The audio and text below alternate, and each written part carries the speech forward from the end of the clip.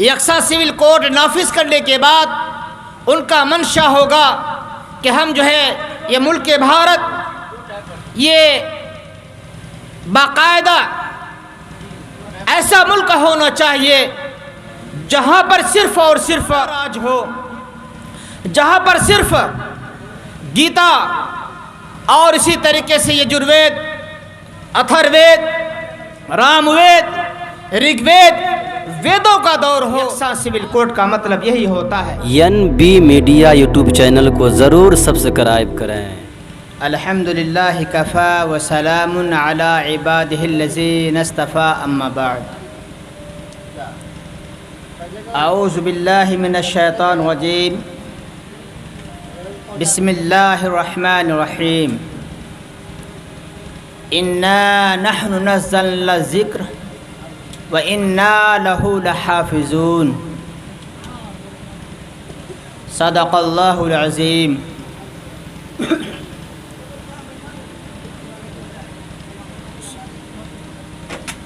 معزز علماء کرام، اسٹیج پر بیٹھے جلوہ افروز علاقے کے چنیدہ و سرکردہ شخصیات اور سرزمین نوابارہ کے ہمارے نوجوان بزرگان دین اور عزیز بچوں، آج کا یہ جلسہ، آج کا یہ پروگرام ایک تعزیتی پروگرام ہے۔ یہ کوئی لمبا یا چوڑا پروگرام نہیں، یا کوئی جلسہ نہیں، یا اس کا کوئی عنوان نہیں دیا گیا۔ خبر یہ ملی کہ مولانا مشتاق صاحب کے بڑی امی چند روز قبل اللہ کی پیاری ہو گئی تھی، تو یہ ضروری ہوتا ہے کہ جو ہے ان کی دعائے مغفرت کے لیے، ان کی اچھائی کو لوگوں کے بیچ میں لانے کے لیے اور ان کے ایصال ثواب کے لیے کوئی مجلس سجائے جائے۔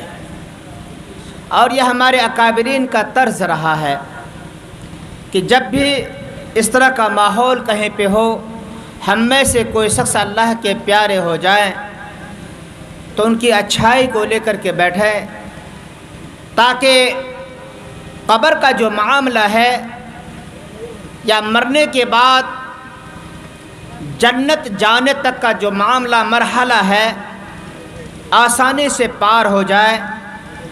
اگر کچھ تکالیف قبر کے اندر ہو مردے کے ساتھ، تو یہاں پر جب ان کے لیے ایصال ثواب یا اسی طریقے سے دعائیہ مجلس قائم ہوں، تو ان کے ذریعے سے قبر کے جو عذاب ہیں یا قبر میں جو پریشانی ہو رہی ہے وہ کم ہو جائے، وہ ختم ہو جائے، بجائے عذاب کے وہاں پہ رحمت برسے۔ اسے تعزیتی پروگرام کہتے ہیں۔ تو الحمدللہ دعوت ملی تو میں نے مناسب سمجھا کہ ایسے پروگرام میں جانا چاہیے۔ عزیزان ملت، کس موضوع پہ بات کی جائے؟ سب سے پہلے میں یہ کہوں گا کہ مرحومہ کو عذاب قبر سے اللہ حفاظت فرمائے، اسی کے ساتھ ساتھ جنت الفردوس میں اعلیٰ سے اعلیٰ مقام نصیب فرمائے، آمین ثم آمین۔ اب جب میں بیٹھا ہوں، میری مجاز جہاں پہ ایک عالمانہ ہے تو وہیں پہ ایک سیاست کی بصیرت بھی میں رکھتا ہوں۔ میں نے تقریباً الحمدللہ 12 کتابیں لکھی، آج میں بتا دیتا ہوں۔ 12 کتابیں ہم نے لکھی شراب کے خلاف، اسی طریقے سے ہمارے سماج میں جو جہیز کا معاملہ ہے اس کے ورود اور خلاف میں، ہمارے سماج میں جو تلک کا معاملہ ہے اس کے ورود اور خلاف میں، اسی طریقے سے ہم جو کثیر تعداد میں بارات جاتے ہیں، بیٹیاں والے ہمیں 50 بلاتے ہیں، ہم پہنچتے پہنچتے 150 پہنچتے ہیں، اس کے خلاف میں اکثر ہماری آواز اٹھتی رہتی ہے۔ اسی طریقے سے الحمدللہ جمعیت علماء کے جنرل سیکریٹری جو کہ بلاک کے یہ بہت بڑی جمعیت، اور جب جمعیت کی بات آئی ہے تو انشاءاللہ میں مختصر روشنی اسی پر ڈالنے کی کوشش کروں گا۔ اور اسی طریقے سے تقریباً 2013 سے 2023 ہو چکا ہے، میں نے اپنے آپ کو صرف اور صرف آپ کے بیچ میں گزارنے کی کوشش کی ہے۔ میرا مقصد، میرا شوق یا میرا ذوق یا میرا جینا یا میرا مرنا صرف اور صرف اس علاقے کی عوام کی بھلائی کے لیے ہے۔ اپنی ذاتی مفاد، اپنی ذاتی خود غرض الحمدللہ ثم الحمدللہ ایسا کچھ نہیں ہے۔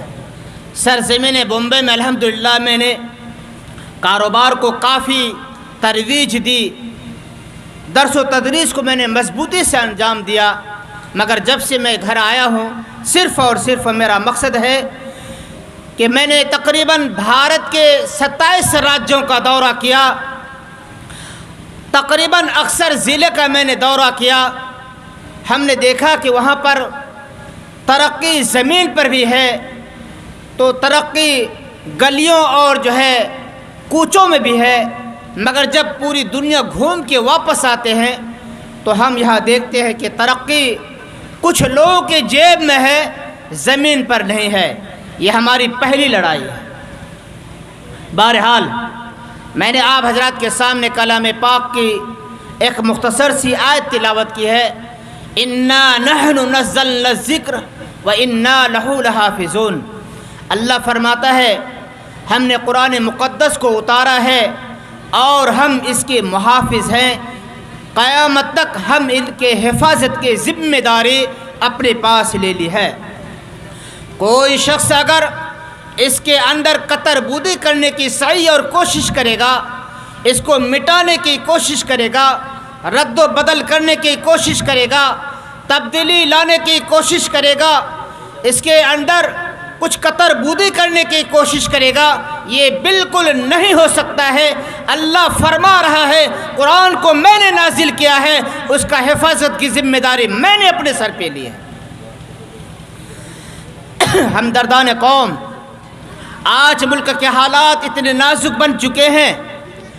ازی قبل کچھ مہینہ پہلے کی بات ہے، آپ حضرات نے سنا ہوگا، لکھنؤ شہر کا رہنے والا وسیم رضوی، انہوں نے تقریباً 26 آیت کو قرآن سے نکالنے کی کوشش کی، اللہ تبارک تعالیٰ کا فیصلہ ہوا، وہ اسلام سے اسی کو نکال دیا۔ اسی طریقے سے بہت سارے حضرات نے، تسلیمہ نسرین نے، اسی طریقے سے اور دیگروں نے قرآن کے اوپر انگلی اٹھانے کی کوشش کی، جناب محمد رسول اللہ صلی اللہ علیہ وسلم کی شان میں گستاخانہ الفاظ بکنے اور کہنے کی کوشش کی۔ اللہ تبارک تعالیٰ نے اس کے نام و نشان کو مٹا دیا۔ اس آیت کو پڑھنے کی اور اس طرف جانے کی ضرورت مجھے کیوں پڑی، میں آپ کو احساس دلانا چاہتا ہوں۔ وجہ یہ ہے کہ پھر حکومت ہند جو اس وقت سینٹرل گورنمنٹ میں بیٹھی ہوئی حکومت جو کر رہے ہیں، ان کا یہ کہنا ہے کہ سرزمین ملک بھارت میں ایک قانون لانے کے لیے جا رہا ہوں جس کا نام ہے یکساں سول کوڈ۔ یکساں سول کوڈ کا مطلب یہ ہے ایک دیش ایک قانون، ایک ملک ایک قانون، ایک حکومت ایک جیسا رواج۔ ایک مرتبہ بولی جائے اتر طرف تو دکھن پورب پچھم وہی آواز جانی چاہیے۔ یہ حکومت کا منشا ہے۔ ان کے تحت انہوں نے بہت ساری چیزوں کو لینے کی کوشش کی ہے، اور یہ قانون پاس کرنے کے لیے انہوں نے 1 مہینے کا ٹائم دیا ہے۔ یکساں سول کوڈ نافذ کرنے کے بعد ان کا منشا ہوگا کہ ہم جو ہے یہ ملک بھارت یہ باقاعدہ ایسا ملک ہونا چاہیے جہاں پر صرف اور صرف ہندوانہ راج ہو، جہاں پر صرف گیتا اور اسی طریقے سے یہ یجروید، اتھر وید، رام وید، رگ وید، ویدوں کا دور ہو، اور اس کے تحت جتنے بھی لوگ اس ملک میں بسنے والے ہیں وہ اس تحت اپنی زندگی کو گزارنے کی کوشش کرے۔ اگر کہیں پہ گھنٹی بجے تو سب طرف گھنٹیاں بجنی چاہیے۔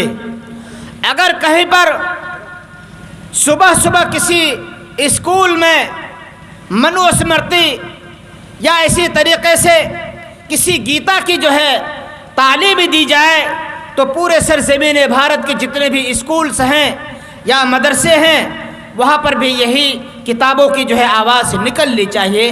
یکساں سول کوڈ کا مطلب یہی ہوتا ہے۔ بہت بہت شکریہ دوستو، آپ نے فل واچ پورا ویڈیوز دیکھا اور ویڈیوز آپ کو پسند آیا ہوگا۔ پسند آ جائے تو اپنے دوستوں میں ضرور شیئر کریں اور لائک کریں، سبسکرائب کریں اور میری حوصلہ افزائی فرمائیں۔ شکریہ، جزاک اللہ۔ اللہ تبارک و تعالی آپ کو دونوں جہان میں کامیابی عطا فرمائے، شاد و آباد رکھے۔ پھر ملتے ہیں نیکسٹ ویڈیوز میں اور ایک اچھے اور شاندار ویڈیوز آپ کے لیے لے کر حاضر ہوں گا۔ تو اجازت دیجیے، پھر ملتے ہیں دوسری ویڈیوز میں۔ السلام علیکم ورحمۃ اللہ وبرکاتہ۔